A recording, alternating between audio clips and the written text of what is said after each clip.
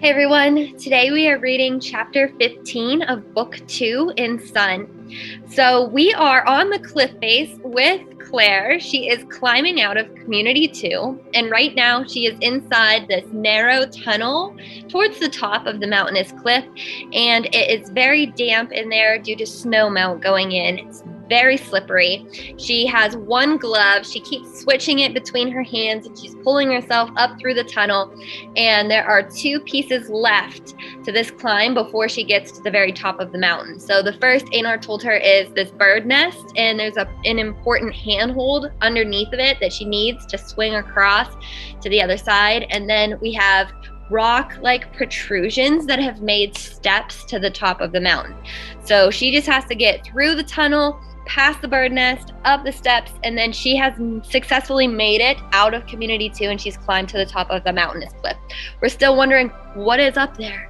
Why is Einar so worried for her, and what did he experience up there, and what did he tell her about what's up there? Because we still don't know that either. So we're going to use my copy today that's annotated. Yours, feel free to draw on it or highlight things or circle things or write on it just like I do if that helps you with this story. Okay, here we go. Chapter 15 of Book 2. Emerging from the tunneled cleft in the cliff wall, Claire was once again faced with the sheer drop of it, the certain death if she were to fall. Just in front of her, she was reassured to see the large nest that Einar had told her she would find. She caught her breath, then stretched forward and pulled loose some of the dried seaweed that had formed part of its construction. She used it to dry her perspiring hands, then tucked it into her sleeve. Reach under the nest, he had told her. There's a place to grab onto there. She began to follow his instructions, leaning against the cliff toward the nest, then steps. The attack was swift, painful, and without warning. From behind and above, something huge swooped and stabbed her viciously behind the ear. She could feel the blood flow down her neck. She retreated with a gasp back into the tunnel, supporting herself with her feet pressed against the side of the walls. She held the wad of seaweed against her wound but could feel the blood pulsing. Immediately, she understood what she was facing. Einar had made the climb in winter. The nest had been empty then. Now, there must be new chicks. Yes, she listened and could hear the tiny squawking cries. Peering out, she could see the shadow of the parent gull circling. The neck of her shirt was wet with it, but the flow of blood gradually eased. Tentatively, she lifted the homemade bandage. Good. The wound was only oozing. The sharp pain had subsided. She knew that she would be bruised and sore later, but that was not a concern now. Her urgent need was to figure out how to get past the nest, using its important handholds and to the step-like rock protrusions that would be the means of her final ascent to the top. After testing her legs and feet against the walls to be certain her perch was secure and she wouldn't slip back down into the tunnel, Claire reached back into her pack and took out her water gourd. She drank deeply.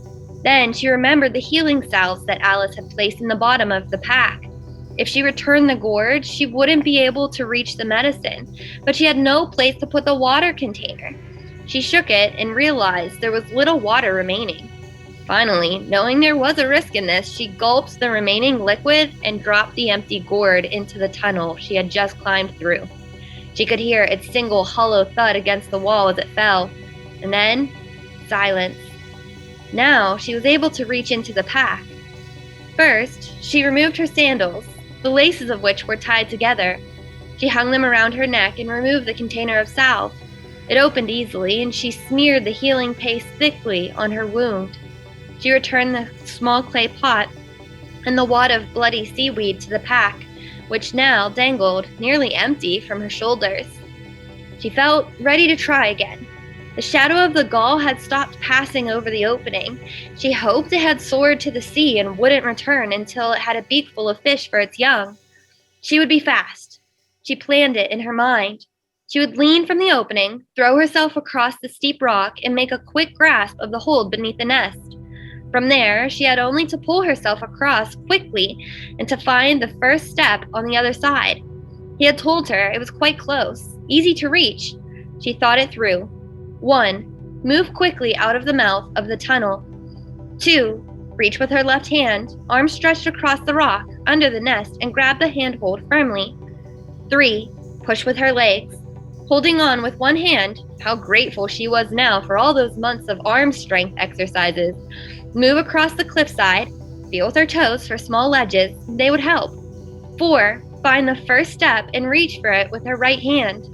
Then she could move her left arm away from the nest and go beyond, the place where the gull would see her as a threat. Time to start. From her brief glimpse of the sky when she had tried to reach the nest before she was attacked, she guessed it was now very late in the day.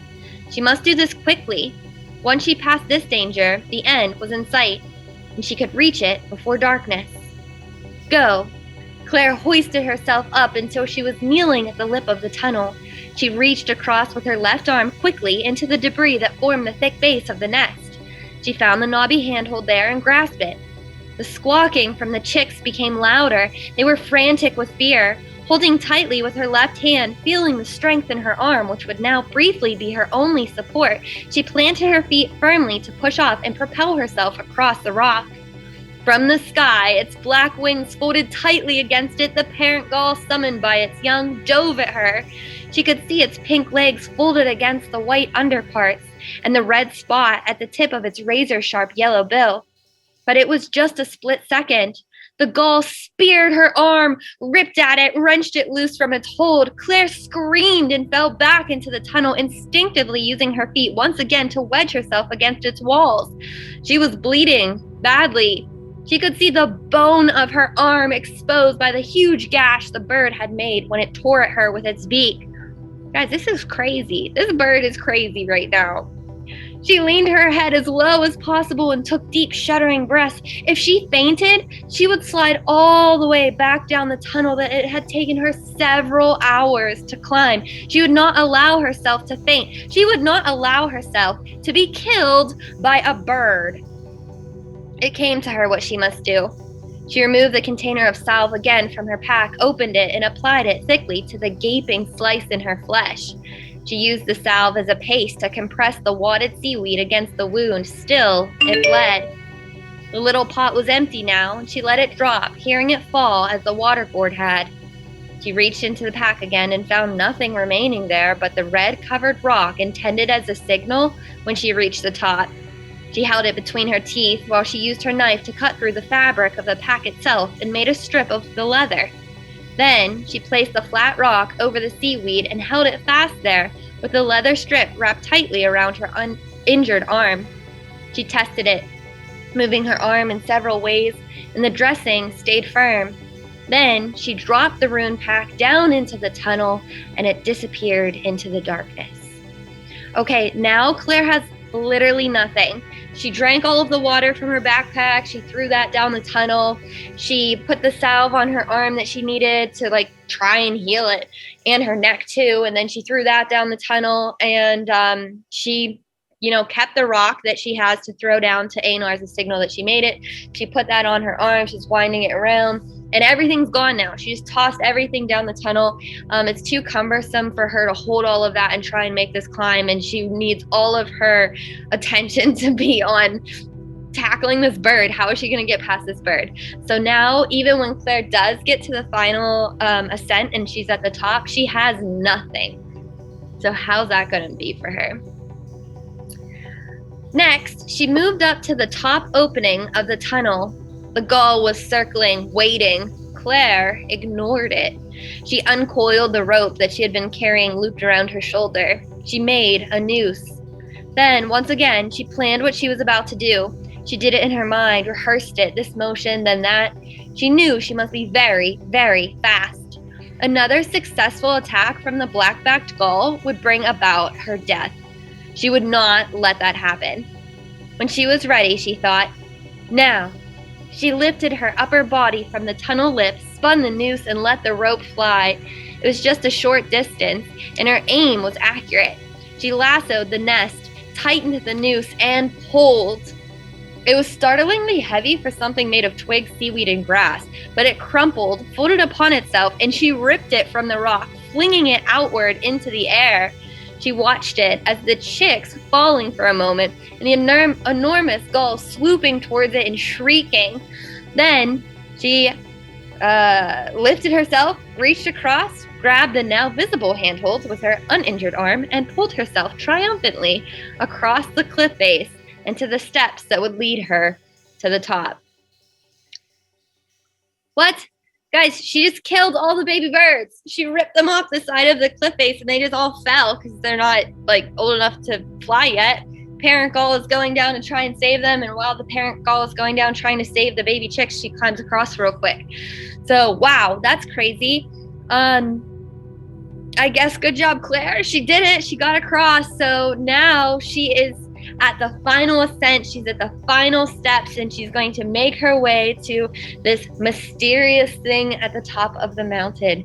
So our last chapter in book 2 is the next chapter, chapter 16, and we're going to finally see what is up there, what is Einar so afraid of, and what is Claire about to experience.